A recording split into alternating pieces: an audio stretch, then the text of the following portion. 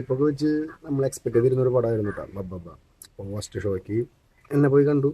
പക്ഷേ നമ്മൾ കുറച്ച് ഹൈപ്പ് വെച്ച കാരണം പടം നോക്കുകയാണെങ്കിൽ എൻ്റർടൈൻമെൻ്റ് ആണെങ്കിൽ സ്റ്റോറി ലൈനും ഇതൊന്നും നമ്മൾ നോക്കേണ്ട ആവശ്യമില്ല. നോക്കാൻ നിന്നാൽ നമുക്ക് എന്തായാലും ആ പടം ഇഷ്ടപ്പെടില്ല. ഒരുമാതിരി കുറേ കുറേ സാധനങ്ങളുണ്ട്, പക്ഷെ അത് കണക്റ്റഡ് ആവാത്ത പോലൊരു ഫീലിംഗ് തോന്നി. ഇത് സ്റ്റോറി ലൈനായിട്ട് ചില സ്ഥലത്ത് മാച്ച് ആവണില്ല. എന്നാലും നമുക്ക് ലാഗ് ഉണ്ടോയെന്ന് വെച്ചാൽ ലാഗില്ല, കണ്ടിരിക്കാൻ പറ്റുമെന്ന് വെച്ചാൽ കണ്ടിരിക്കാം. ചിലർക്കൊക്കെ ഇഷ്ടപ്പെടും. എൻ്റെ കൂടെ വന്നതിലാകെ 2 പേർക്ക് മാത്രം ഇഷ്ടമായുള്ള പടം, ബാക്കി 3 പേർക്ക് ഇഷ്ടമായില്ല.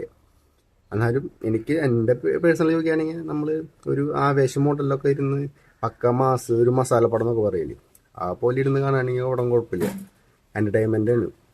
അതുപോലെ ലാലേട്ടൻ്റെ കുറേ യുണീക്കായിട്ടുള്ള ഐറ്റംസും ഇതൊക്കെ ആകുമ്പോൾ അവിടെ അത്യാവശ്യം കൊള്ളാം, കണ്ടിരിക്കാം. നമുക്ക് ലാഗോ ഒരു ബോറടി ഒന്നും ഉണ്ടാവില്ല.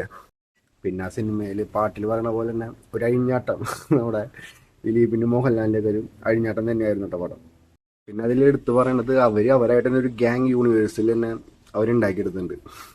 പിന്നെ അടുത്ത സെക്കൻഡ് പാർട്ടിൻ്റെ ഒരു ഹോപ്പും അതിലിട്ടുണ്ട് അവർ. അപ്പോൾ പുതിയൊരു യൂണിവേഴ്സിൽ ദിലീപും മോഹൻലാലായിട്ടുള്ളൊരു യൂണിവേഴ്സ് നമുക്ക് ഇനിയും കാണാൻ പറ്റുമെന്ന് വിചാരിക്കാം. പടം എനിക്ക് കുഴപ്പമൊന്നുമില്ല. എന്തായാലും നിങ്ങൾ നിങ്ങളുടെ അഭിപ്രായം നോക്ക്, എല്ലാവരും പോയി കാണാം.